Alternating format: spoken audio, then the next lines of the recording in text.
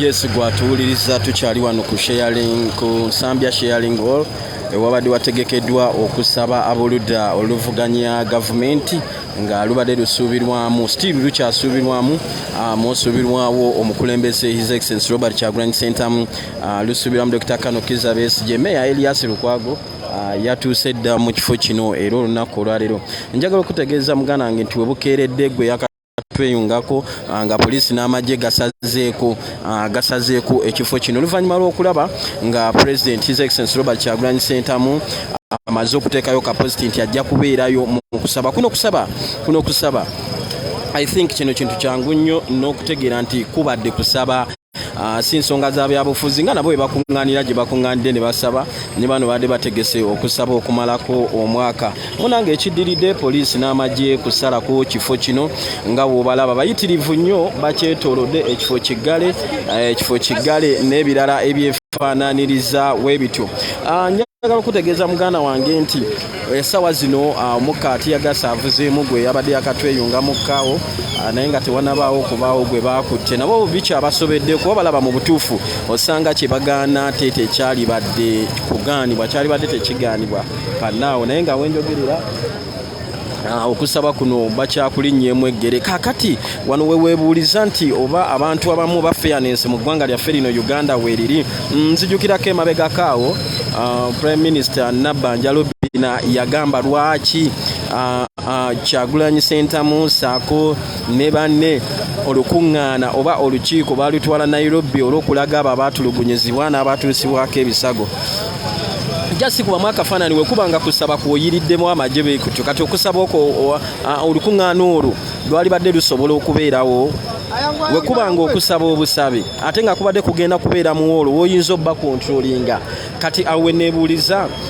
ko olukuŋŋaana olwo lwali badde lubeerawo so mulimu ebintu ebimu muganda wange bye tulina okutunuulira saako n'okulaba obulabi ne twewuunya kozi wabanga Robina Nabbanja Saba Minisita yavaayo n'agamba nti ekibyatwala Nairobi at least byali badde mu Uganda kubanga mu Uganda mulimu eddembe lino ly'eddembe lwiri nebuuza bwebuuza nti kino wekibanga okusaba obusabi bakiganye naye ate kiri eri ekya torture victims okulaga engeri gye baatulugunyizibwa kwali badde kusobola okubeerawo ddala kwali badde kusobola okubeerawo mirembe so nsuubira nti bino bye biri mu ggwanga Uganda era n'okusaba kuno wekusitulibwa ne kutwalibwa e Nairobi era bajja kwogerwa nti baali badde basabira waneeno njagala okutegeeza muganda wange gwali eyo kyotamanyi amakanisa agasinga obungi mu ggwanga lyattu lino Uganda ng'ogyeko agabalokole tiza business whereby galina ne license basobola okugalagira ne babagamba nti bwe mukola be muti license tugisazaamu naye amakanisa agasinga omuli ekereziya mbanyi meaning Catholic Church saako ne Church of Uganda be bakristaayo muno mulimu emizikiti mu ggwanga Uganda baateekebwa ddaka zito nsuubira tebakyakolera tebakyakolera Katonda oba tebakyagoberera Bayibuli byeriko wabula nga bo bakola ekyo kye balowooza nti kye kituufu okukola bakola ekyo kye balowooza nti no kye kiyinza okubataasa okuyitawo koze omuntu ali atya Katonda waalibadde nga okusaba okuwa respect mu butuufu we kubanga kusaba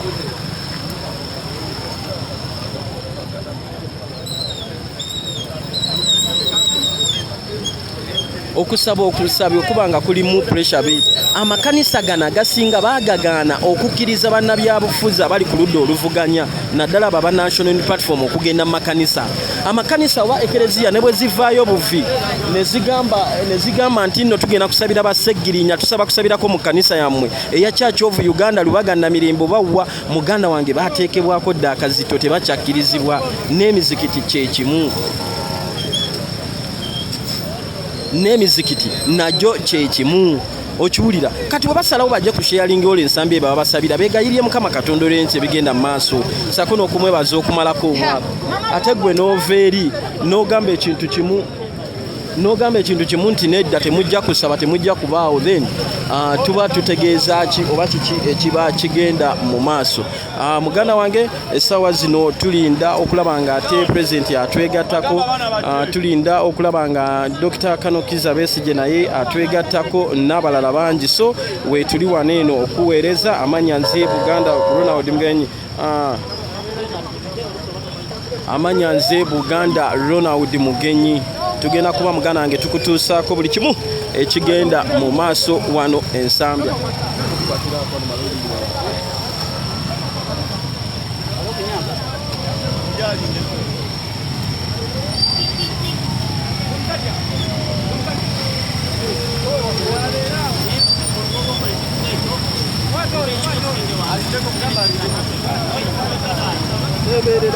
Wendi yara wundi Wendi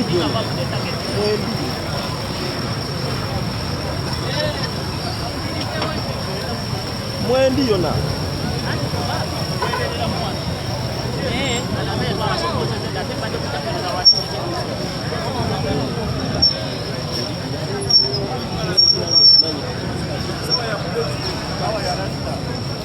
yes baganda bange abatuuliriza nsuubira nti abamu ku balina okwetaba mu lusaba luno batuuse Dr. Elias Lukwago waali Secretary General w'ekibiina kino waali Honorable Zaake waali so abantu bano balayika basazeewo basabire wano mu lujja ne President His Excellency Your Excellency Dr. Robert Kyagulanyi Ssentamu atuuse ne Dr. Kanokiza Besigye naye atuuse abantu nabo basazeewo okusaba ekiri wano okusaba kugenda mu maaso eno naye ne Dr. Kanokiza Besigye naye atuuse saako ne President Robert Kyagulanyi Ssentamu naye atuuse sawa ya kusaba basazeewo basabire mu lujja ekyokukola tewali ate oba ekifo bakigadde abali muleeya muganda wange bambega abali muleeya saako n'abasirikale bayitirivu nnyo basinga abo abali mu uniform era embeera yakwebereramu ffenna abali wano okulaba nga buli kimu kitambula bulungi Dr. Kanokiza Besigye atuuse naye jjukira ekifo kiggale okusaba bakusazizaamu golengere mabegaawo atanajjayo mutwe ye President omulonde Robert Kyagulanyi Ssentamu naye atuuse weewaawo zinadde okunywa okusaba kugenda kubeera mu kkubo engeri gye baasibyeko wall mubadde balina okusabira air sharing hall ensambya sharing hall oba kugenda genda mu maaso katulabe ekiddirira naye nga obimanye binza okuddira kuno kusaba kwebaza Katonda oba okusaba okumalako omwaka n'olwensonga eyo muganda wange tugenda maaso okutuusaako yes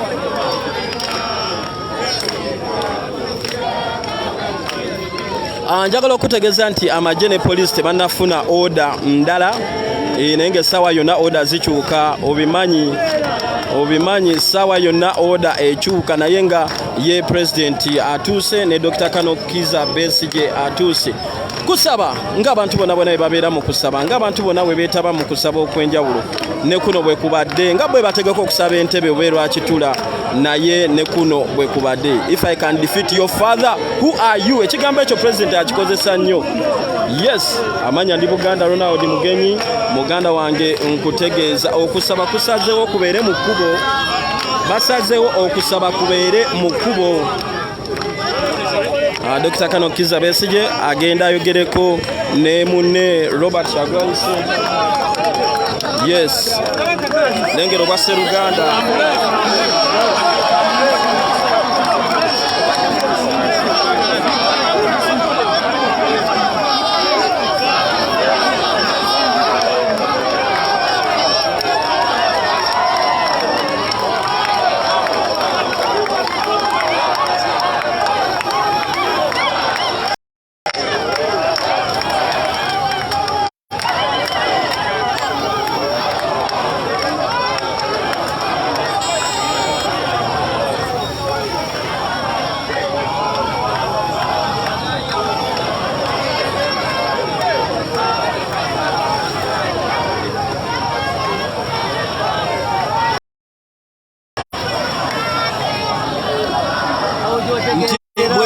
Bwe kiba nti basazeewo okuggala wall bwe balina okutuula, bwe baba nga basazeewo okuggala wall balina okutuula nti kale kabasabire ku geeti kuba nsonga za kusaba, nsonga za kusinza Mukama sako n'okumwebaza olunaku olwaleero kyekigenda maaso muganda wange. Njagala nnyo okutuuse wolengera flag eyo eya Uganda, His Excellency Robert Kyagulanyi Ssentamu waali saako ne Dr. Kano Kiza Besije, wewali muganda waffe Elias Lukwago, ngenda kuba nkutwalawo, wewali muganda waffe Elias Lukwago, wewali Honorable Francis Zake, wewali speaker oba omwogezi spokesperson wa National Unity Platform, wewali abakulembeze ngenda kuba nkutuusaawo ate tuwulire biki ebigenda mu maaso.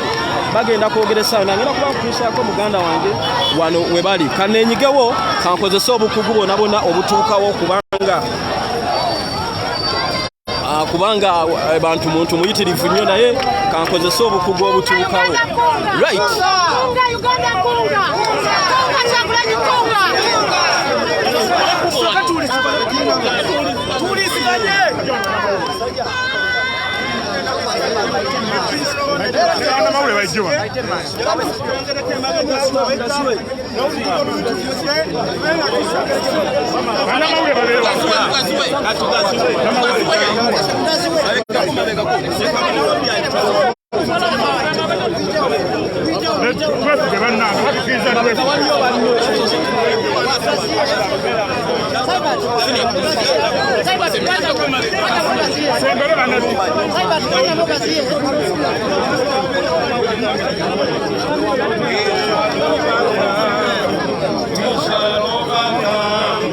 We shall overcome someday.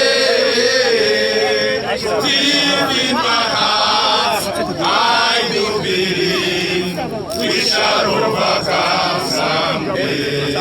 Seven will go, seven will go, seven will go someday. Deep in my heart, I do believe seven will go someday. Uganda will be free. Uganda will be free. Uganda will be free. Uganda will be free someday. Deep in my heart, I do believe Uganda will be free someday. We shall overcome. We shall overcome. We shall overcome. We shall overcome someday. Deep in my heart, I do believe we shall overcome someday. Olutalo ngaluwedde tuliyambale ngule, tuliyambale ngule, tuliyambale ngule. Olutalo ngaluwedde tuliyambale ngule, tulizimba mu Uganda. When the struggle is over, we shall wear victor's victor's crown. We shall wear the victor's crown. We shall wear the victor's crown. When the struggle is over, we shall wear the victor's crown. In the new Uganda. Tuliyambala, tuliyambala, engulezi masa masa. Olutalo nga luwedde, tuliyambale engule, tulizimba mu Uganda empya. Tuliyambala, tuliyambala, engulezi masa masa. Olutalo nga luwedde, tuliyambale engule, tulizimba mu Uganda empya. Bwana nnyo owangule amaanyi g'ekizikiza ekibi. Haleluya. Mu kulwana olutalo bamalayika saba Katonda ayamba saba nnyo owangule amaanyi g'ekizikiza ekibi. Mu kulwana olutalo bamalayika saba Katonda ayamba basaba. Haleluya. Basebo ne banyabo mbasaba tufukamire tugenda mu maaso ga Katonda.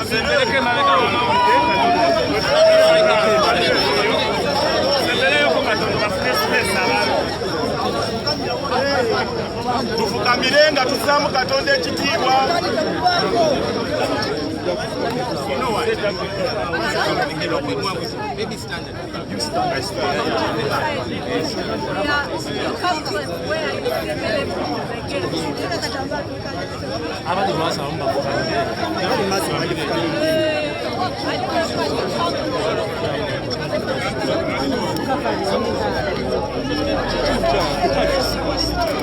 Abatasobola kufukamira nsaba muwanika emikono gyammwe mu bbanga naye nga mukwataganye.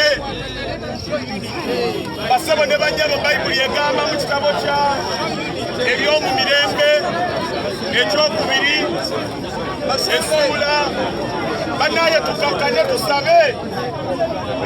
Bayibuli etugamba mu kitabo ky'Ebyomumirembe ekyokubiri essuula ey'omusanvu olunyiriri olw'ekumi-n'ennya nti eggwanga lyaffe bwe liba nga lirimu obulwadde, eggwanga lyaffe bwe liba nga lirimu obwavu, eggwanga lyaffe bwe liba nga lirimu obutemu, eggwanga lyaffe bwe liba nga lirimu obubbi, bwe tuneetowaazanga ne tudda eri Mukama ne tufukamira ne twenenya ne tusaba ne tumukoowoola, ajja kuwulira mu ggulu, ajje ataase eggwanga lye.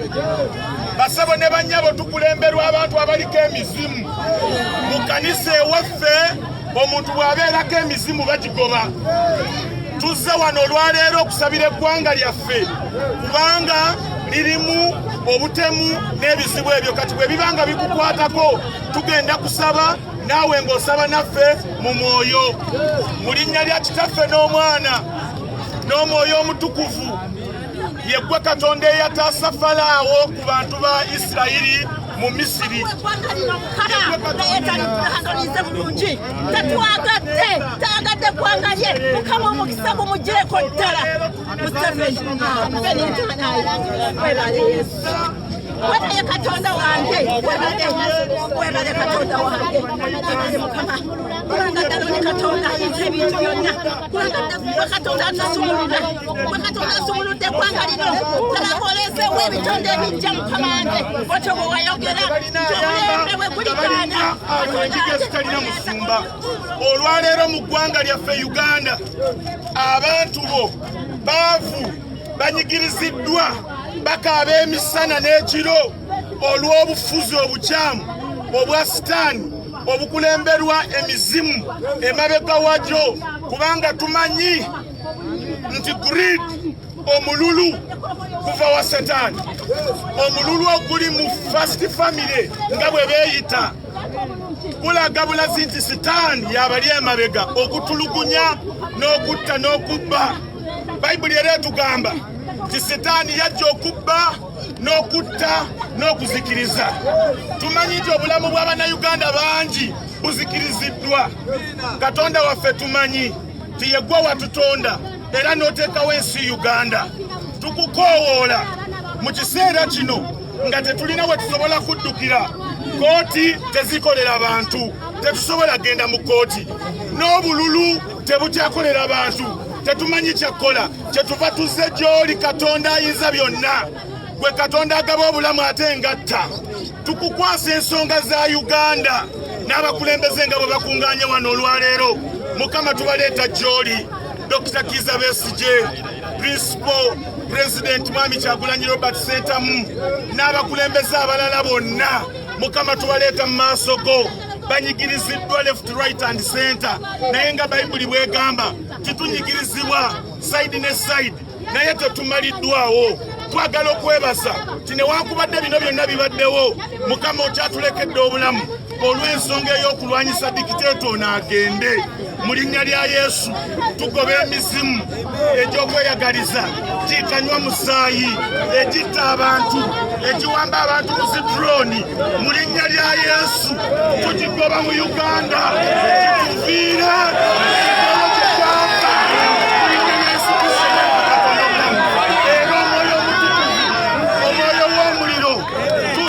omuliro mu State House saawa zino. Abantu abo babuzeeko emirembe, abantu abo babuze otulo nga banyigiriza Bannayuganda. Obajjukize nti gy'oli era obanona mu linnya lya Yesu. Katonda waffe tukusaba nga bwe tuzze wano n'abo abatutunuzaamu mundu, Mukama yogera nabo obagambe nti tetuli balabe baabwe. Mukama balumirize ku lw'omusango gwe bakoze ku ggwanga lino era beenenye. Bwe baba tebasobola kwenenya, Mukama tukusaba nga bwe wanona Falaawo ne mutabanyi we, nabo banonne mu linnya lya Yesu Kristo Mwana wa Katonda. Amen. Kubira Katonda engalo ez'amaanyi.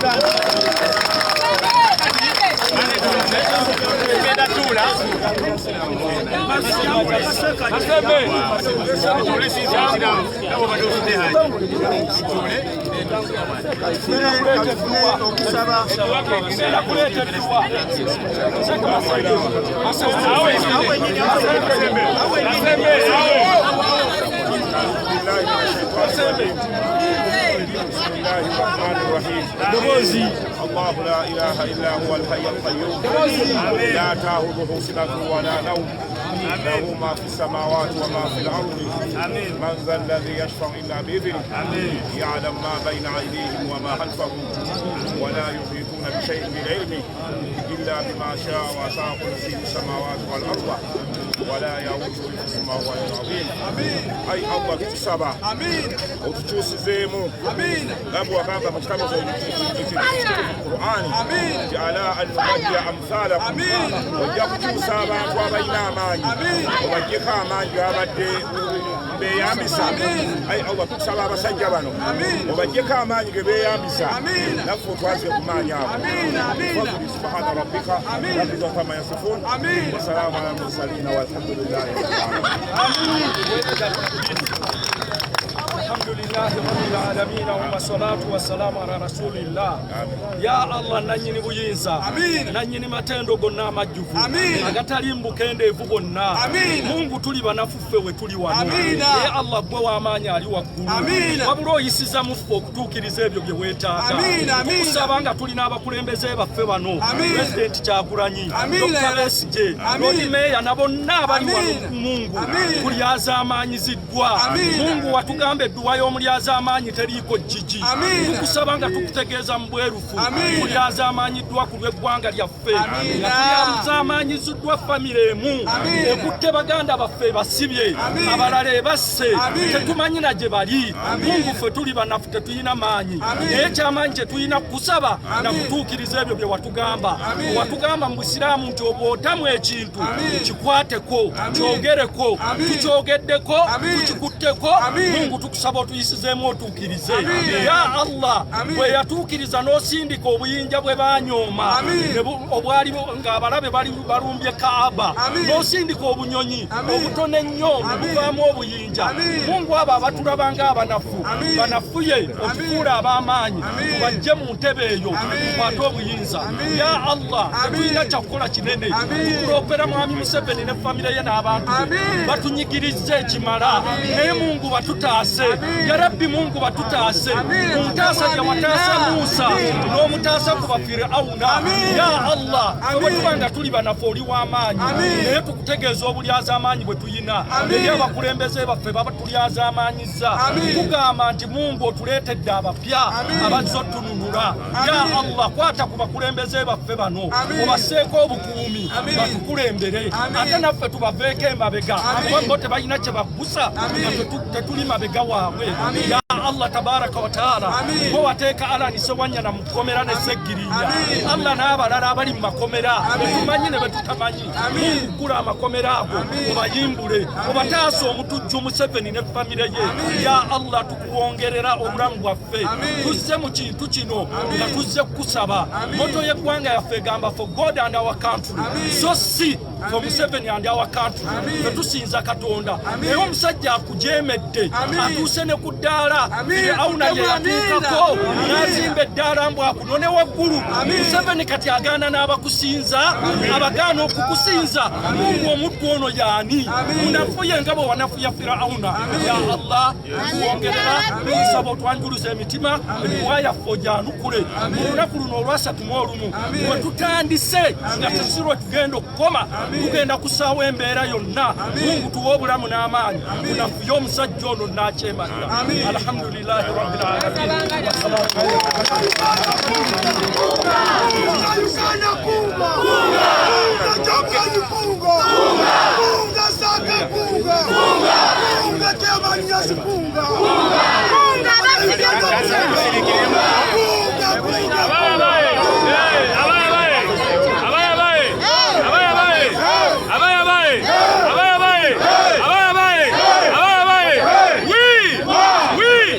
katuwuliriza abakulembeze bogereko gye tuli amawuli mabega bano banange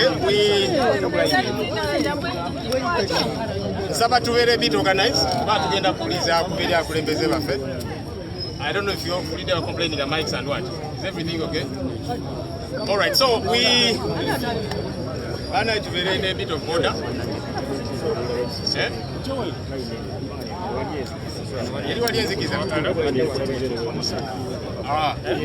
Okay, ngenda kusaba tukusinge muko. Bana uli muderi. We just still take it like this.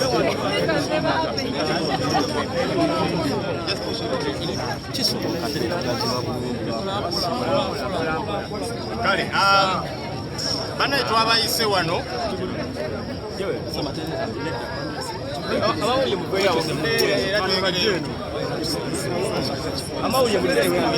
The light area. Wanji? Light area. Wano we bali wali okay? Wali wati. Badde bano line. Side joli keyo. Aba mawule fide musinge. Kola. Muzinga tena. Mwina kwetu sana.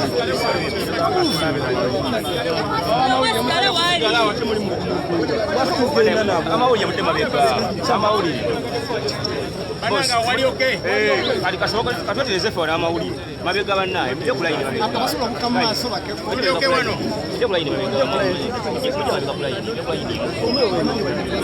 ale tubere organize kubanga kino twagala kitwale banga tenebyo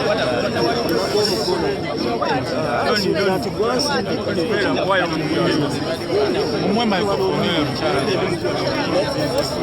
bana tuuliziganye. Okay, kale wesi mu maso soko semu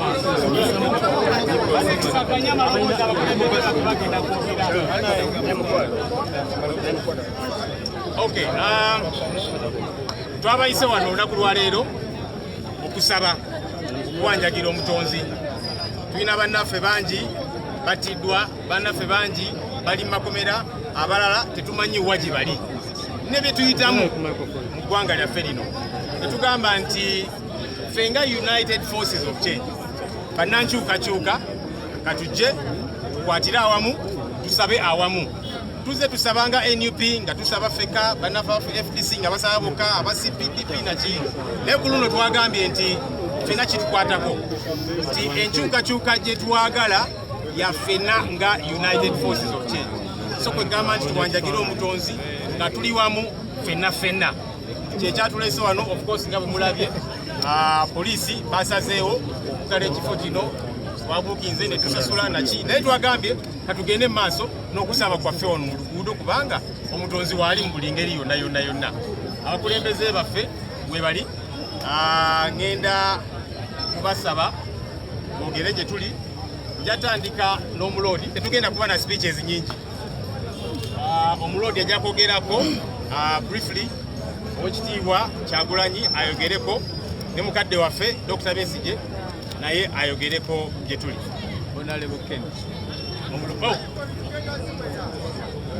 after omuloodi Dr. Ken kuli akulembera ekibiina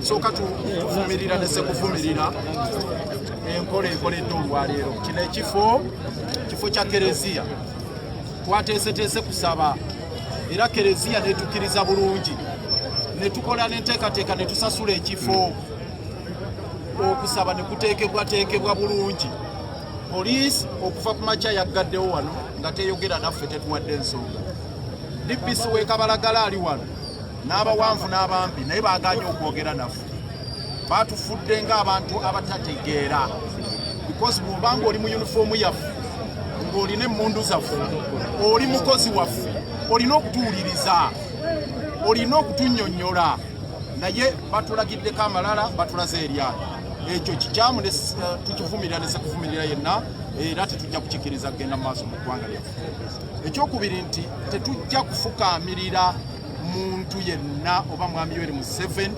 oba poliisi oba abasecurity bonna nga ssemateeka atuwa eddembe lyaffe ffe tumanyi bwe twaze okufukaamirira ye Allah ye Katonda so okujjako bano nga baagala kwetooka ku ddaala erya Katonda tetugenda kubafukaamirira ekyo tugaanye ekyokusatu ssemateeka gwe njogeddeko agamba bulungi mu nnyinga eya 29 ne articles endala eziri mu chapter 4 ezogera ku ddembe ly'obuntu ery'okuŋŋaana wamu n'okusaba freedom of worship ddembe lyaffe nga mwami Yoweri Museveni bwe yategeka okusaba mu State House ng'abalala bategese okusaba wonna mu ggwanga n'abalala basaba buli wamu we bali naffe eddembe lyaffe okujja tusabe nga bannayuganda eryo eddembe lituweebwa ssemateeka lituweebwa Katonda terituweebwa muntu yenna nti oba mwami Yoweri Museveni oba omuntu yenna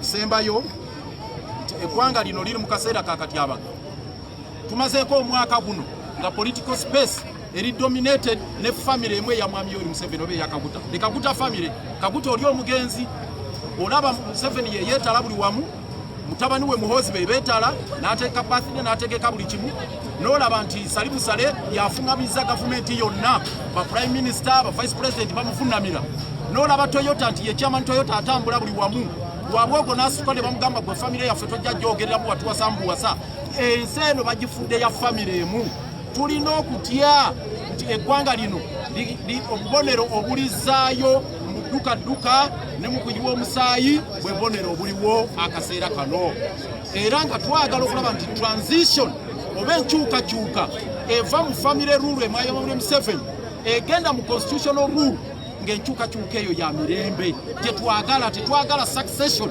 kubanga tibatututte mu debate ya succession ani anaasikira mwami Yoweri Museveni mu family yaabwe bali mu palace politics bayombagana bokka ffe nga batufudde abaddu tugambye tetujja kukkiriza kubeera baddu mu ggwanga lyaffe yensonga emu etuleese wano okugenda mu maaso g'Omukama Katonda okumuwanjagira nti enkyukakyuka mu ggwanga zino zibe za mirembe batandise okukuba amasasi buli wamu olira police post police station n'ebirala tujja kukkiriza nkola eyo era twagala okutegeeza eggwanga ffe tujja kugenda mu maaso n'enkola ey'okulaba tufuna enkyukakyuka ez'emirembe munzikirize nkomaawo ebisigadde bakama bange bagende mu maaso n'okwoga. Kale sabiddwa okwanjula ng'omugezi omulala waddako ebibiina bye tulina wano. Tulina bannaffe aba FDC oye! Tulina bannaffe aba PPP oye! Olusaddamu Gayira walinyo wano. Tulina aba CP Ken Luchamuzidde man oye! Tulina aba Jema oye! Naffe aba NUP twasonze waliwo betuta aba DP we muli tulina aba DP ekyali ku line Dr. Lulume Bayiga namulabyeko okay balina gye balaze nabo balina meeting waliwo ekibiina ekirala kisanjudde kale katuwulize okuva eri Ken Luchamuzidde man. Freedom oye! John Ken Luchamuzidde man. Leero okulamusa okuvudde mu Conservative Party. Mwebale banyabo ne bassebo okujja abangi bwe muti Katonda abawe emikisa. Tukuŋŋaanya wano olwaleero olukiiko lw'essaala lufuuke dimension ng'eyatuula mu Moshi nga baagala okupangira Idi Amin. Naffe tutandikira wano ensambya mu kifo ekitukuvu okulaba nti tulwanirira eddembe lyaffe okusirisa dictator afaananako nga Hitler Yoweri Kaguta Museveni ne famire ye. Banyabo ne bassebo, unity is power. Unity is power. Njagala okubategeeza briefly ebyambyone ebikolebwa mu Uganda kaakati okubuza abantu okutta abantu okubatwala mu safe house bye byatwala mu Yoweri Kaguta mu nsiko sikyo yo yennyini kaakati byakola era biwaliriza omuntu omulala ogenda mu nsiko. Tetujja genda mu nsiko, tujja kukozesa sayansi yenna otulaba nti tuvuga ekigaali ekisindikiriza Yoweri Kaguta Museveni ne famire ye. Article 1 ya Constitution egamba the power belongs to the people. Ebibiina by'obufuzi nga mwe muli CP, NUP, FDC n'ebirala byonna biringanga kaakati NGOs, biringanga Bugerere Coffee Growers Association. So nga mu Constitution tulina ekifo ky'amaanyi okubaako kye twogera ne tukyusa society. Ebibiina by'obufuzi takyabikkiriza okwogera. It is a one-party system we are in. Gamba bwe nti mwe mwenna bakuŋŋaanidde wano ne betubanga tuzzeeyo okulonda. Nga tuzzeeyo bakulonda. Amanya abiri Museveni ne mutabani we Muhoozi basaana baviire ddala ku ballot paper. Gensi yonna bwe mukimanyi obulungi abantu bwe banaabira mu maaso Hitler ne Nazi Germany, ekibiina kya NRM kisuliridde nakyo okugobebwa ddala once for all mu chapter ya history ya Uganda. Njagala okunenya aba NRM, mwina Neke, mwina Kiseke, temusobola kutuula wansi ne mugamba Museveni nti otiyeeyo ogenda kufuna ekibiina kyaffe nga Nazi ensi yonna etukyawe, musirise busirisi ng'emmese enzibi. Olwekyo tusaba aba NRM omusajja munaabire mu maaso mukeere nkya mugambe nti genda. Lastly, Constitution yaffe ebimu ku ebyo ebyatwala Museveni mu nsiko agiwa baaguddemu amatabi amakulu Abannayuganda be bandibadde bakozesa okufuna transition eri automatic. Presidential term limit yagijjawo ng'agula sente babakana sente.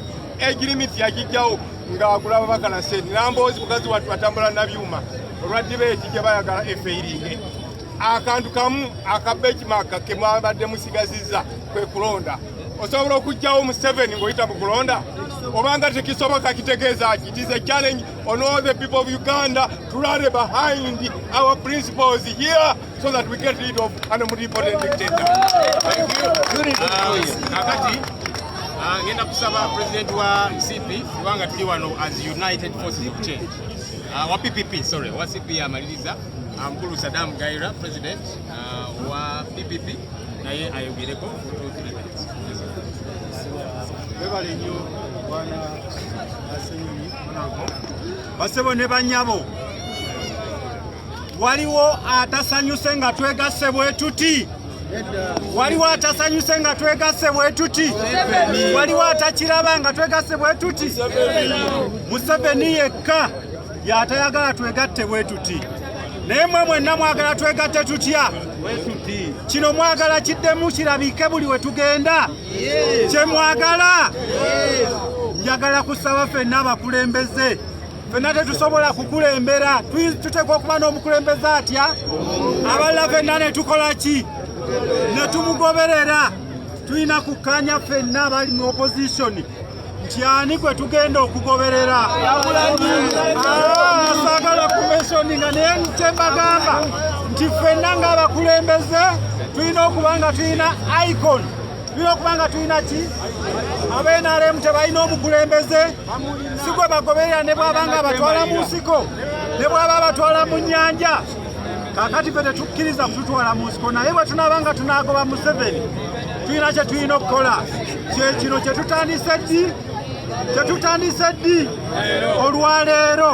olwaleero tukitandike kireme kukoma mu kusaba ne bwe kituuka mu kwesimbawo era tulonda omuntu atya tulenda atya ffenna tukkirize oba tuli banene oba tuli batono tuyimirire emabega w'oyo bwe tunaakola kino oyo Museveni ne mutabani we bajja kudduka nga teri abagobye mwebale nnyo mwebale ddala kumpuliriza tweyanziza nnyo omukulu Saddam Gaira.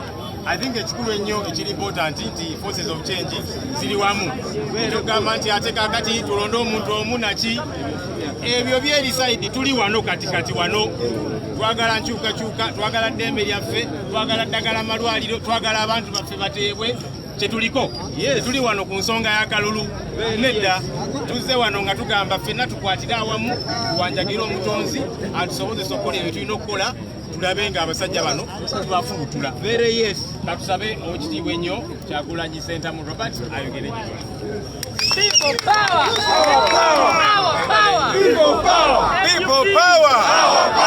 Our power! People power! One Uganda! One people! One people! One Uganda! People power! Our power! Our power! People power! One Uganda! One people! One people! One Uganda!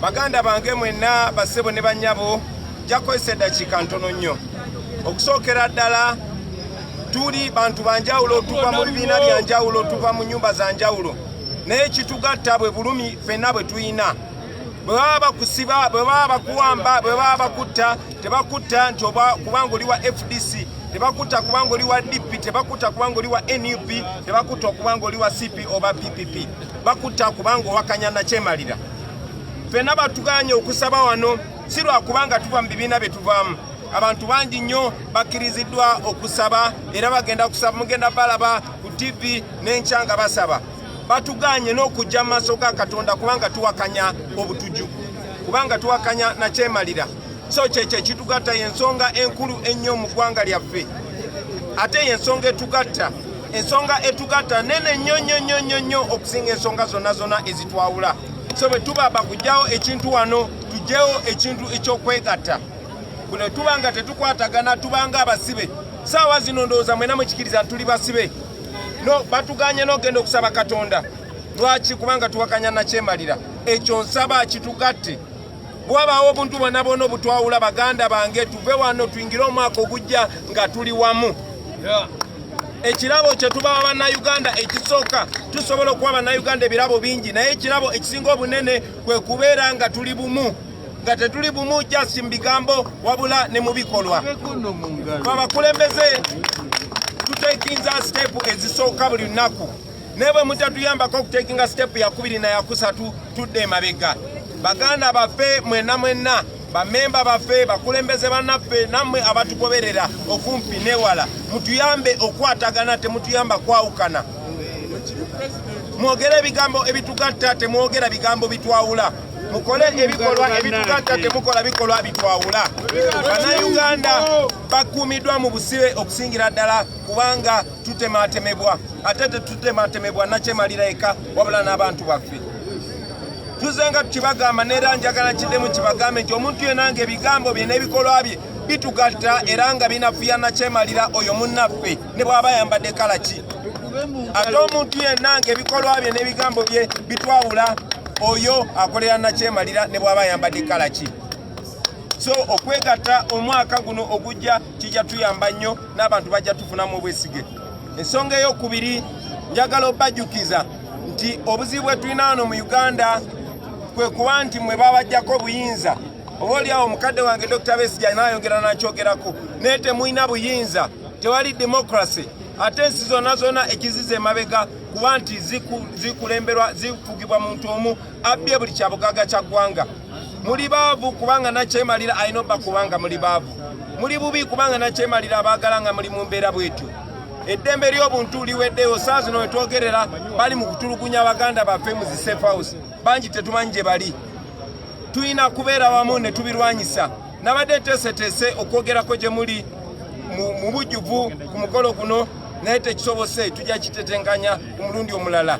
Naye mu zino eddakiika njagala obeebaza n'okwebaza Katonda otumazisaako guno omwaka n'obbasaba tukwatagane ate tuze amanyi gaffe bupya nga tulwanyisa nakyemalira kubanga nakyemalira anafuwada ffe tubulayo okumuwunzika naye nga Katonda ajja tuyamba tumuwunzike inshaallah. Mwebale nnyo mwebale eddala. People power! Power power! One Uganda! One people! One Uganda! Kunga Germany nyansi kunga! Bangambye mbyogere ne mu Luzungu. Ladies and gentlemen, I'll be very brief.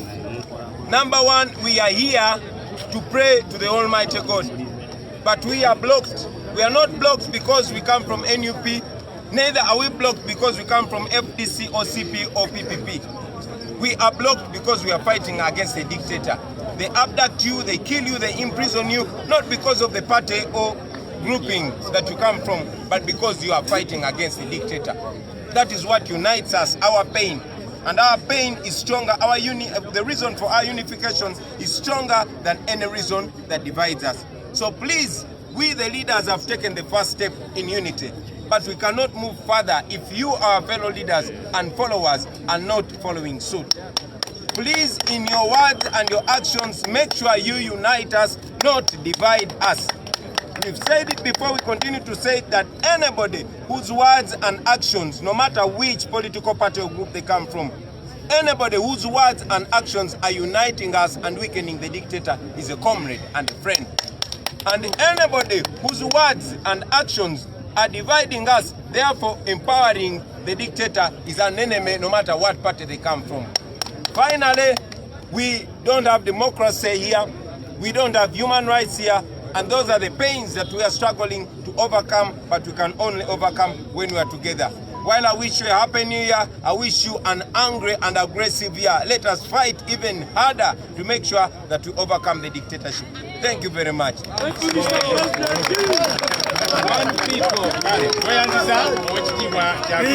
power! Our power! People power! One Uganda! One people! One people! One Uganda! Ra! Ra! Cha!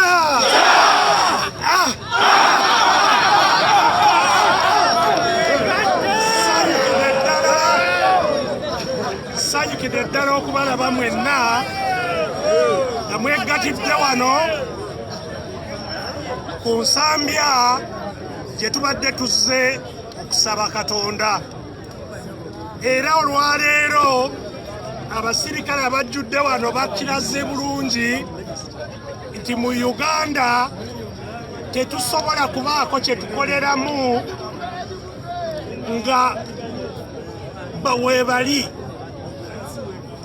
Emabegako katono baali babuuza lwaki twagendako e Nairobi okulaga obutujju, okulaga ebikolobero ebikolebwa wano Mwami Museveni ne famire ye. Ne bagamba lwaki mwagenda bweru, ate oba tetusobola na kusaba. Osobola otya okukola olukungaana olulaga ebyo ebikolobero bye bakola n'obutujju bwe batambuza mu ggwanga lyaffe? So olwaleero bezzeemu bokka nti mu Uganda tekyali kifo abalina eddoboozi eritali lyabwe we basobola okwogerera. Bassebo ne bannyabo ndowooza mukimanyi nti ebitongole bya gavumenti byonna byawambibwa.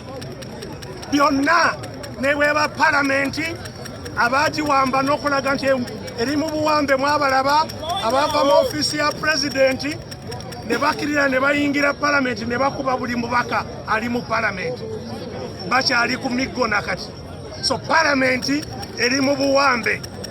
Mwalaba Black Mamba we yayingira kooti nekuba abalamuzi nekuba abonna abali mu kooti si mulundi gumu naye ng'erudde erumba kooti abasirikale n'olwekyo kooti teziriiyo kooti zawambibwa Bank of Uganda gye tugamba nti banka yaffe yawambibwa yensonga lwaki nakati tumaze n'omwaka nga tewali gavana kubanga gavana y'omu mwami Museveni ne famire ye esente zonna sente zaabwe bazikozesa nga bwe bakola ki nga bwe baagala n'ebitongole ebyanakyewa byennyini ebitali bya gavumenti nabyo biri mu buwambe mwalabye ekitongole kyaffe ekyabasawo nakyo nga bwe kyakoze eki bwe kyawambiddwa ekyabannamateeka kyawambibwa n'ebirala byonna biri mu buwambe mu mbeera bw'etyo bannansi tebalina ddoboozi yensonga lwaki omwaka guno tumaze emyaka 6 tubadde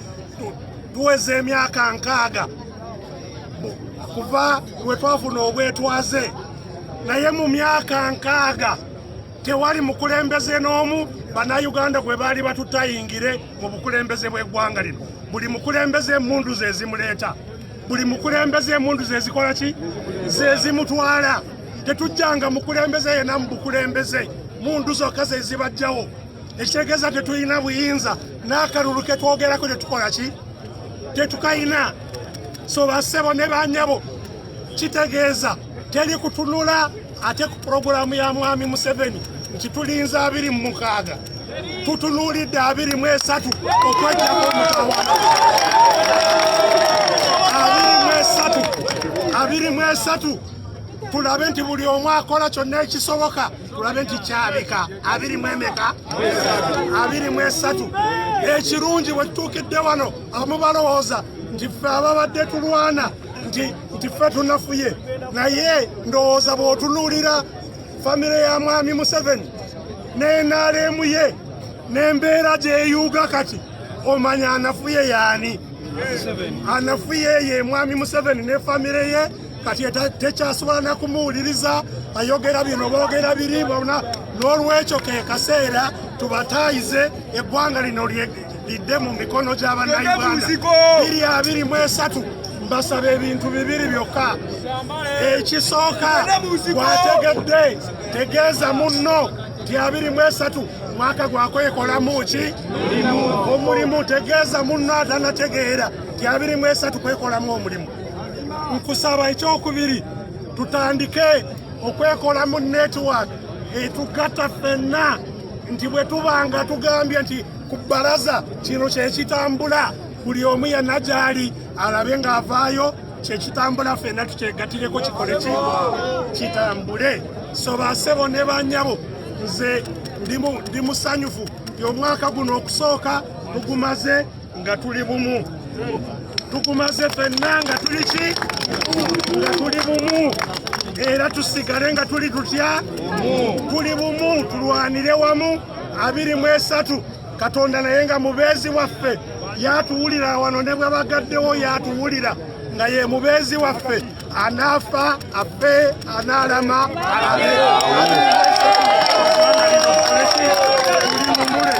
mwebale nnyo mwebalire ddala ffe weetuli nammwe mbasaba mube nga mukola ki nga weemuli mwebale nnyo mwebalire ddala people power our power one Uganda one people ra mwebale nnyo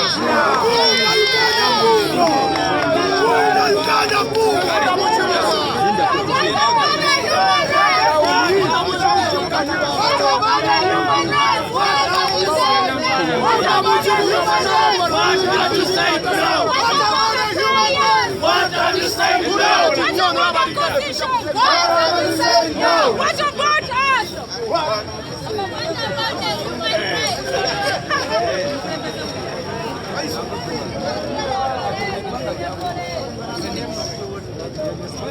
Yes, eno yembeera eri wano amagye gasazeeko ekkubo bw'otunuulira kano akamotoka kabuli wendi nkusiba weekali katuuse dda nkugambye bambega balinga bambega nga boolaba abasinga obungi bali muleeya nga boolaba omukulu oyo ataddeko masiki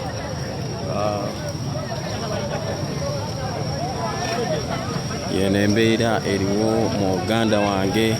Ekkubo balizinzeeko, akamotoka kamaze dda okutuuka, kabuli wendi nkusiba, amagye weegali buli wamu. Amagye buli wamu weegali. Ekyami kino kyolaba ekinene kyengenda okuzuumingira ekyo kyekyasinza otambulira ku Kyagulanyi, okuviira ddala buli waka aliriddawa atambula ddawa. Muganda wange kibeerawo kimugoberera kuvaira ddala waka paka yonna jadda. Batandise okwewa position.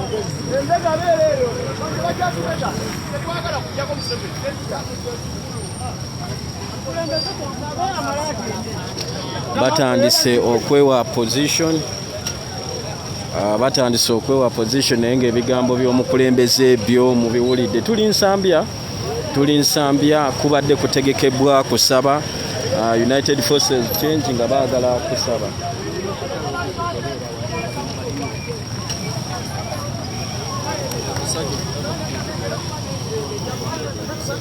Weewaawo nga bwe tugenda maaso n'okuwa live, togenda maaso n'okuteerayo video ez'enjawulo ku peegi yaffe obe ng'oziraba. Bano be bantu abali wano olunaku olwaleero, be bantu abali wano olunaku olwaleero. Katuwulire biki ebiddako, katulabe embeera nga bwegenda mu maaso.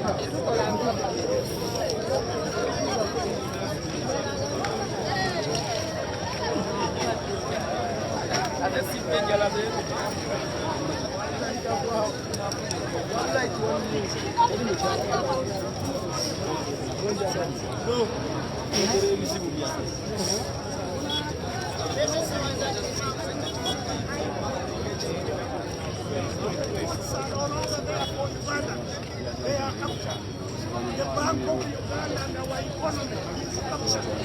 That's why without even the governor, because the governor is Mr. 7 who controls our money and uses it as he wants. So all institutions, including non-governmental institutions, are captured. That's why you saw recently our own institution of doctors was captured. When doctors were trying to free themselves, they said no. They used their court to say no. We shall continue having somebody who has already declared that he is an NRM stooge governing.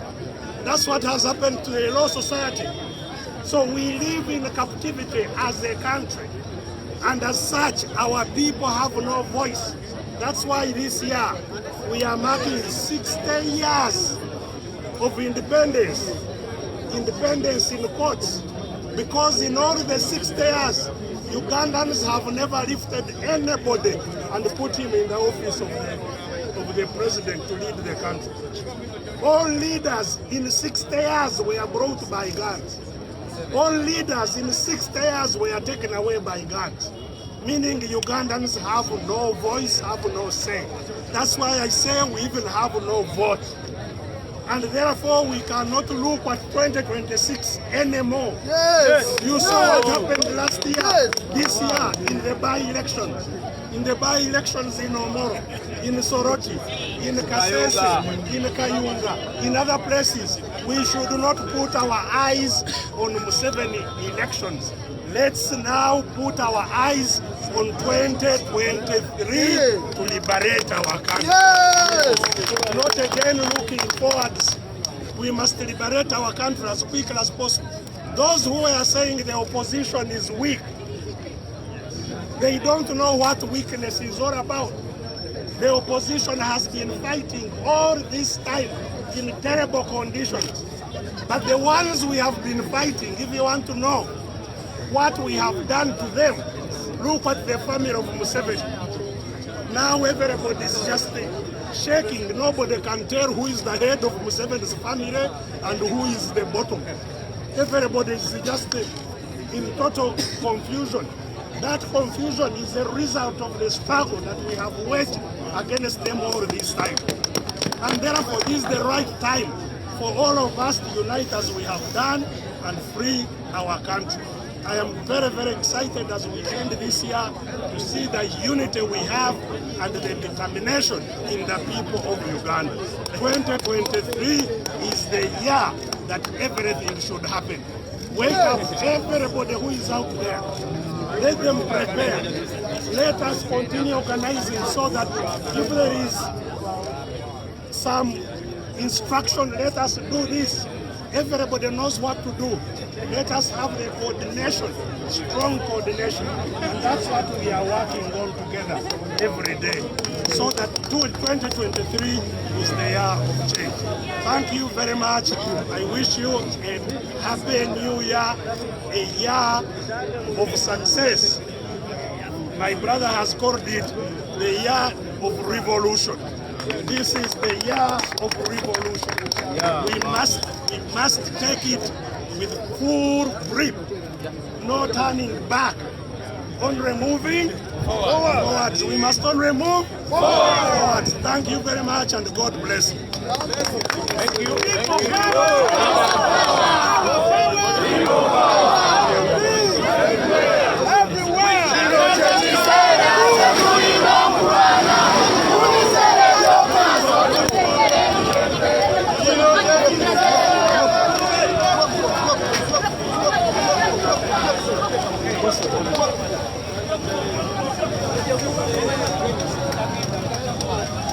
Yes, wenjogerera okusaba kuwedde baganda bange nga sawa ya kuvaawo wakati mu bugubi bwe basabiddemu president amaze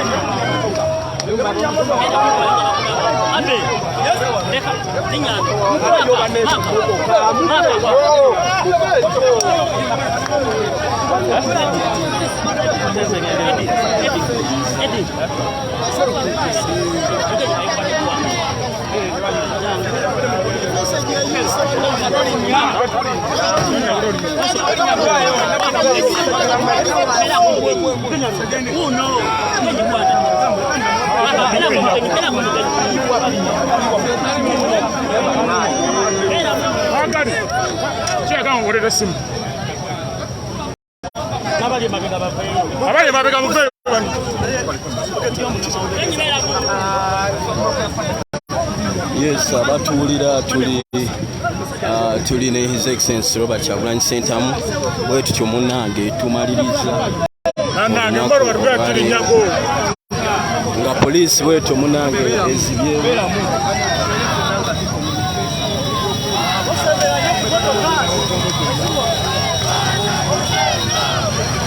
poliisi eremesezza okusaba naye okusaba kuno kusobodde okugenda mu maaso abaganda bange olunaku olwaleero nga basabidde mu maaso g'oluguudo lwennyininyini wakati mu maaso ga geeti oluvannyuma lwa poliisi okuva e Kabalagala ng'ekulemberwa DPC waayo okusalako n'etakkiriza muntu yenna kulaba nga yeenyigira mu kusaba kuno. Abakulembeze naddala bateeseteese okusaba kuno kye bayise United Force of Change munange olunaku olwaleero basobodde okukuŋŋaana ne babanga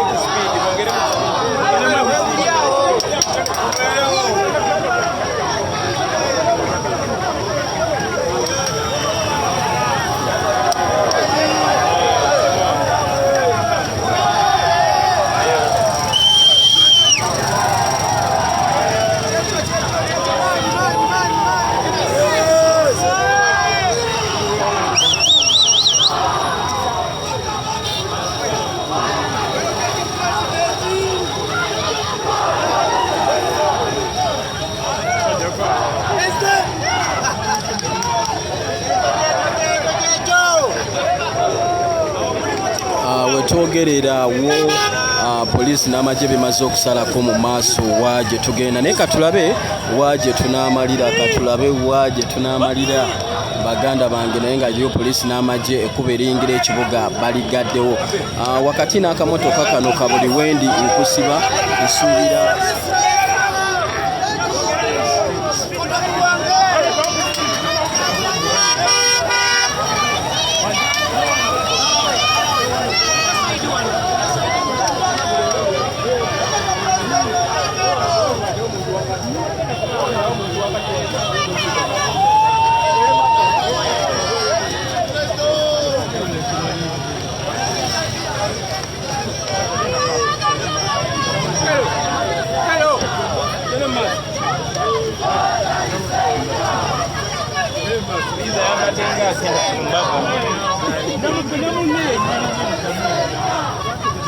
yes, poliisi wakati mu bungi emaze okusalako oluguudo oluyingira ekibuga wano we twayitanga ensambya ku bitaala we babijja n'olw'ensonga eyo oda mpitirivu nnyo omuli abaleeya muganda wange omuli abali mu yunifoomu kabangali ab'amagye nga ddyo ekkubo bamaze okulisalako. I think okutya kwabwe kuli mu bakulembeze bano okuyingira mu kibuga. Abakamera abapoliisi nga bulijjo nabo babeerawo okukwata n'okuuma obujulizi. So what is next? Beteeseteese ne tiyagasi twagala kulaba kiki ekiddako.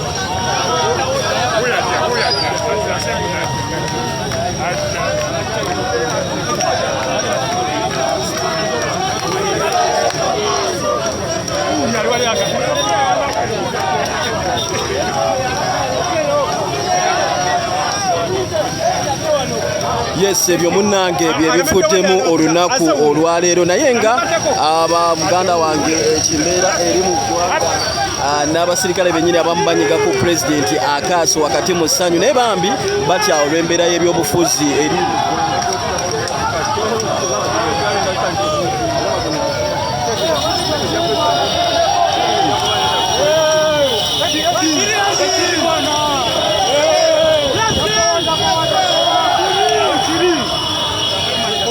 embeera eriwo ya poliisi kugezaako kumutwalaganya nga kaweddeyo naye wadde okusaba bakugaanyi bwekityo olwaleero muganda wange bwekiwedde abawagizi bazze mu bungi bannayuganda bazze mu bungi okusaba okulaba munnange nga bamalako ate era omwaka okulaba nga ate omwaka guggwako bulungi nnyo yadde nga poliisi n'amagye nga bwe nakubuuza bakedde kulinnya ggere mu nteekateeka zino ez'olunaku olwaleero naye tekirobodde bannayuganda naddala abo balina enzikiriza nti balina okugenda mu maaso n'okusaba n'okusinza Katonda kubanga kimanyikibwa bulungi nti Katonda buli wamu abaawo n'olw'ensonga eyo okusaba kugenze mu maaso. Ebigambo by'omukulembeze obiwulidde bulungi nnyo naddala obubaka obukomekerezebwa omwaka bw'abaagalizza bubawadde butereevu.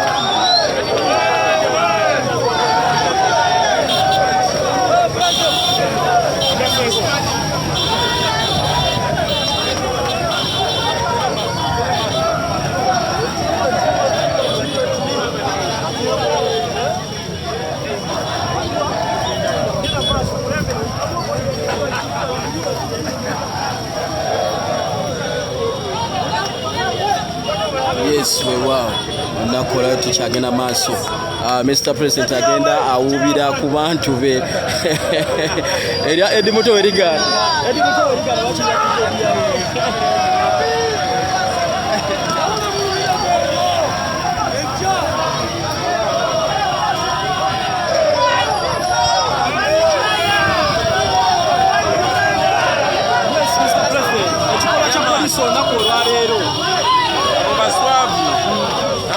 bakola kyamenyi bw'amateeka ekyabunyisa ne bannakyembalira bonna bwe batyo bakola nga tebannabagugwa okusobola eddembe ly'obuntu naddala erya Katonda obubaka bwa Krismasi naddala eri bannayuganda.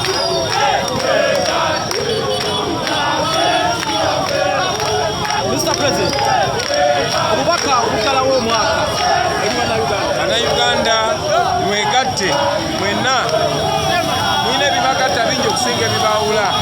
Ensonga eno bagatta kwe kunyigirizibwa kwammwe n'ennaku yammwe. Mwegatte tulabe nga tutaasa eggwanga lyaffe. Tewali okukwatagana kubanga ensi yaffe. Weewaawo obubaka bwa pulezidenti mubuulidde bwakwegatta bwegasi. Obubaka bwa pulezidenti bwakwegatta.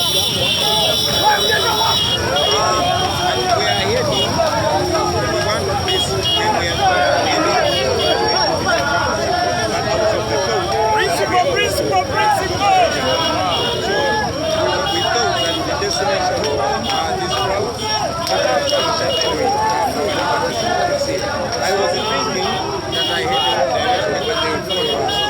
So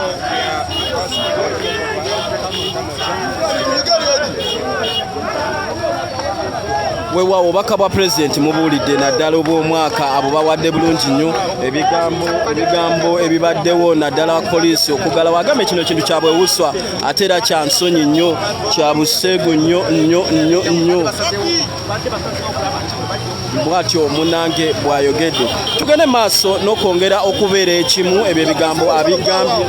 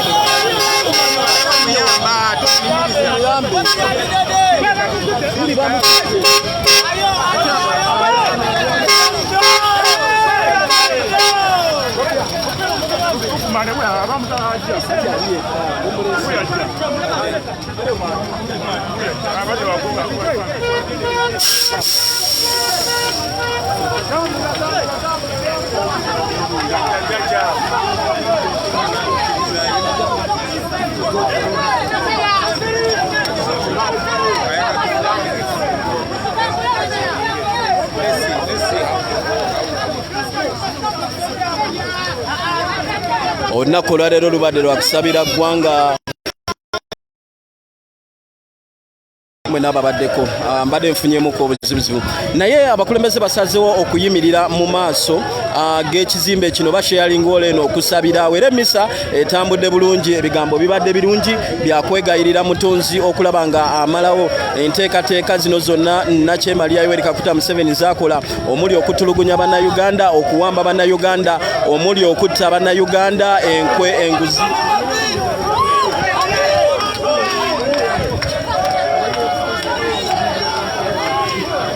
Ebimu kusaba okubadde kugenda maaso. Omukulembeze aboogedde naddala FDC ayogedde, naddala NUP President ayogedde, WPP ayogedde, Ken Lucyamuzi, essala zonna zibadde zakwegayirira Katonda okulaba nga wabeerawo enkyukakyuka naddala mu byobufuzi bino ebigenda maaso mu ggwanga lyattu lino Uganda. President ebigambo bye bibadde bisufu nnyo naddala eri bannayuganda.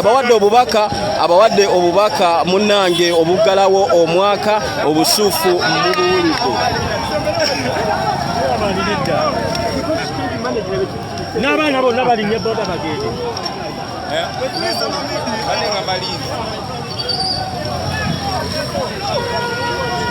Oli ku Kk TV Uganda wanga manya nze Buganda Ronald Mugenyi. Dr. Kano Kiza Besije kwali omwogezi oba amyuko omwogezi w'ekibiina ki National Unity Platform Waiswa naye kwali butereevu. Omwogezi w'ekibiina naye abaddewo ku mukolo guno ogw'okusaba. Ken Luchams naye abaddewo mu kusaba kuno. Lord Mayor Elias Lukwago naye abaddewo mu kusaba kuno. Bwatyo newadde poliisi erinnyegere mu nteekateeka zino ekidiridde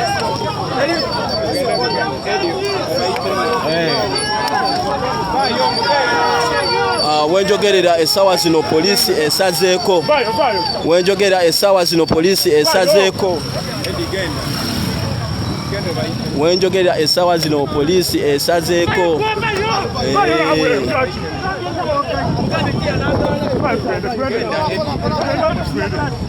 Genda bugenzi.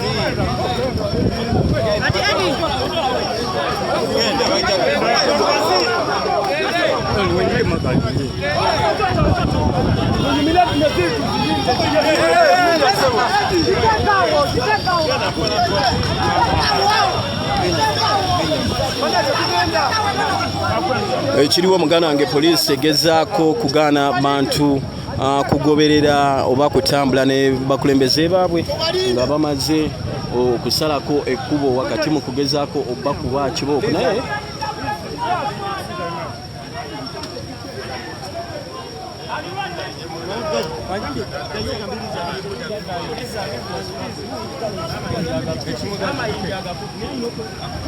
Lizo namusobola kyeya oli muveeko agende bugenzi mu musindika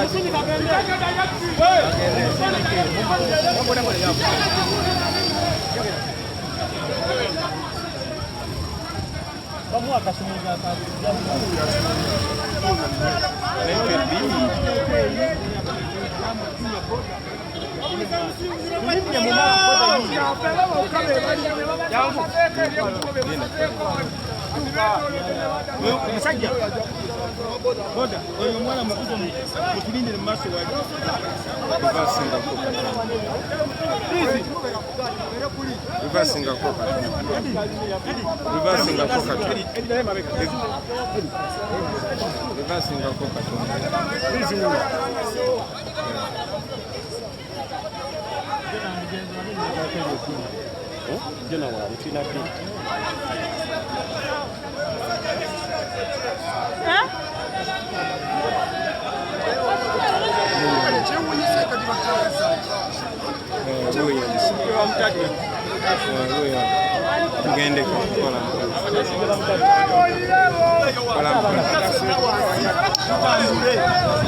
Lord Blocket esooka ey'okugaana abaana okutambula ne Dr. Kano Kiza Besije egudde butaka. Patrols ebbiri zonna nga zijjudde naye zigudde butaka, abaana bayiseewo.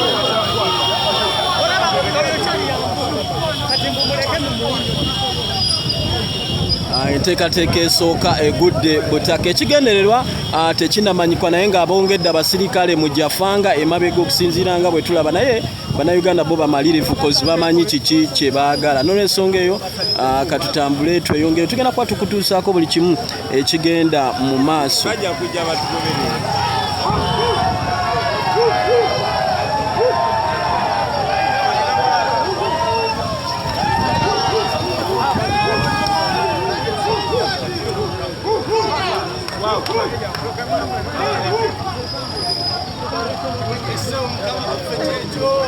Baba,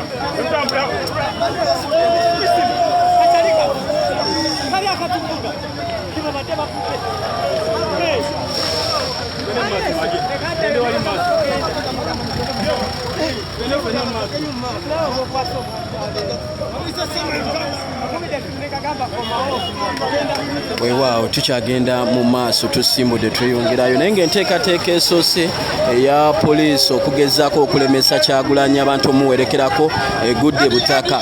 Atabaddeeko patrols ze nnya nnambirira nga zijjudde poliisi n'amagye munange ne zeekiika mu kkubo bwe zityo, naye era balemereddwa okulaba nga abantu bayiseewo era abaana wenjogerera Bannayuganda basalinkiriza dda abamu bali maaso batusooseeyo dda enteekateeka esooka egudde butaka tutambula twolekera mu maaso eyo gye sijja kugamba kuba nabo kwe bali bawulira naye nga tulina enkulungo gye tugenda okugwako simanyi oba nawo already bazinzeeko dda naye nga president wamu n'abakulembeze abalala bakyagenda mu maaso.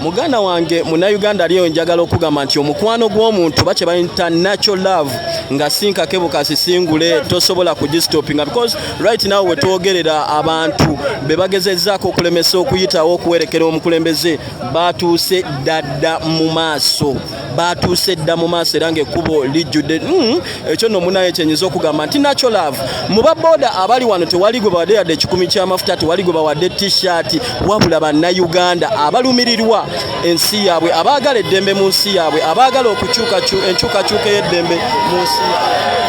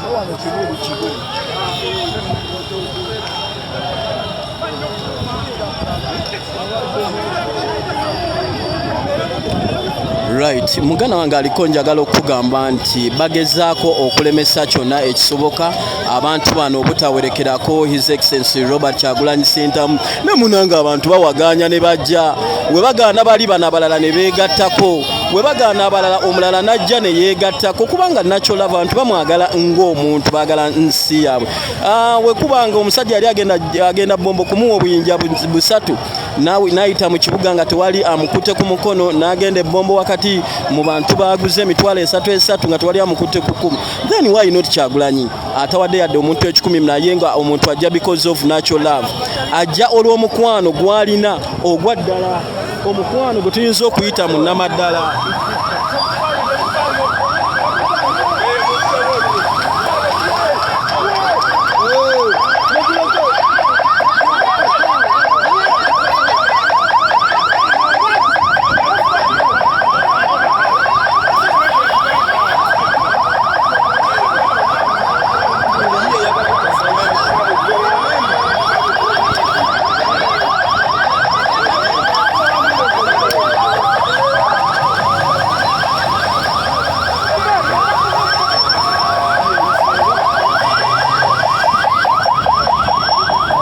Bafa kugenda mu maaso kuzibawo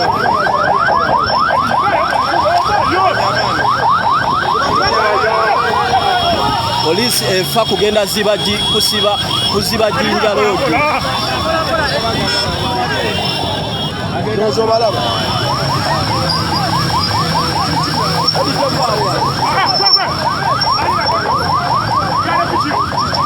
Bondooza eva polisi teyagala wali mirembe. Eva police teyagala wali mirembe.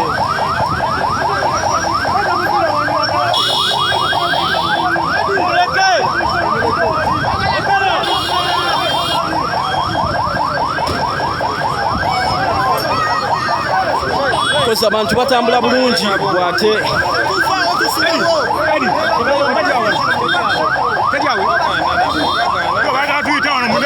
tukupeli wasi.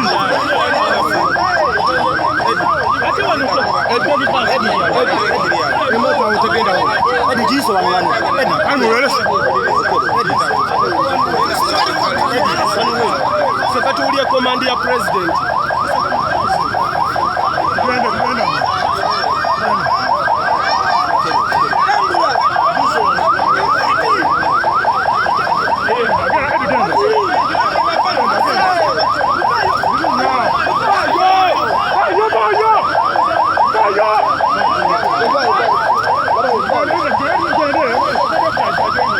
Police wendudde abasajja baayo.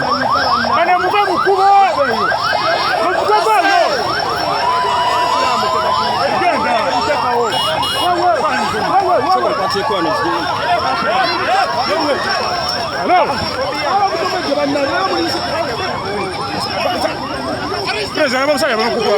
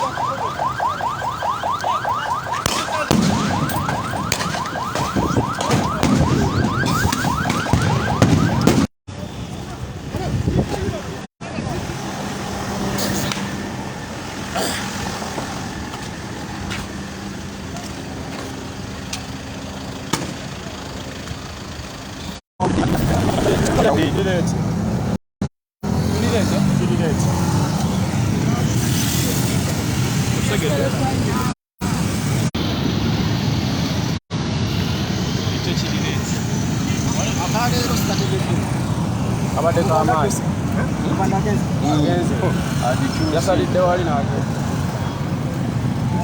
Kyabadde alina okukola. Ati ye bandimukwatiddewo. Singa bamutudde dda ate kyandibadde kikola. Omanyi tekitegeeza okumala omwaka ng'oli mu kkomera.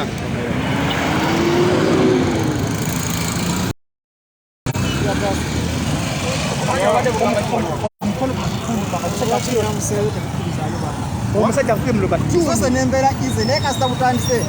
Give us 50,000. Ensika. That I should drive with you.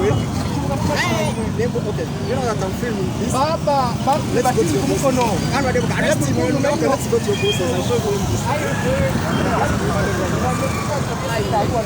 Yes banange munzikirize nsooke nve ngenda kuba nkomawo mbaweereze nate naye ng'embeera si nnungi. Abaana bangi bakwatibwa bakubiddwa bubi abamu naye ngenda kuba nkomawo essaawa yonna mukkirize nsooke nveeko. His Excellency Robert Kyagulanyi Ssentamu asobodde okuddukawo emmotoka gye beetoolodde essaawa zino mulimu Dr. Kano Kiza Besigye eyo gye batugaana osemberera saako n'ennyanjula be baagala okukwata okugyamu. Yes, okukwata okugyamu tugenda kuba tukubuulira buli kimu nga bwe kitambula. So AKOZE kimbadde manyi ayitawo ng'omuntu omulala ati eno bazibyeyo kati bayitewa.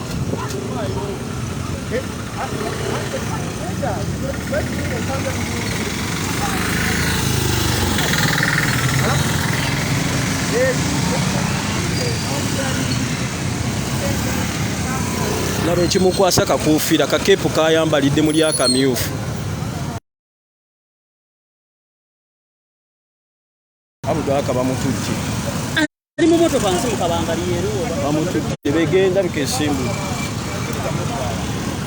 Swa simanyi mwali. Nanti emmotoka eri yanyangu tesobola okijja. Wali eri kireyine ng'akuyangu.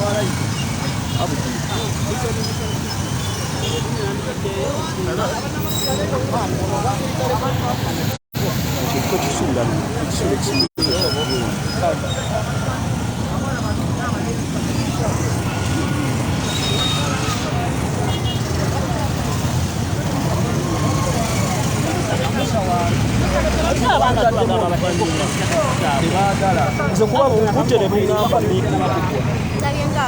bankutte kakano kansaze wano ekikundi ky'emmundu nekala ba media ne butta aba basajja baba basiru naye address bwene balesi press bagezaako abaana n'obagamba eno okundi buli omu yakitegedde embi kakirande kulambala press jacket sanga yaze kusaba kyeji obalina mukaya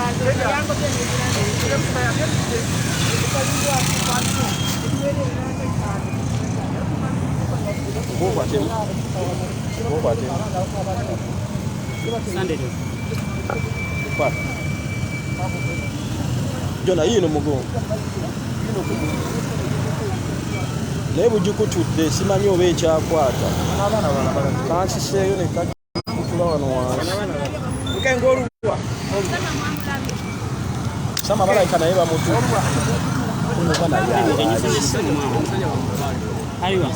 anti kati nze netaaga tetumanyi wa waali kuba kati tujjukira nze mbadde wala weda be following up simu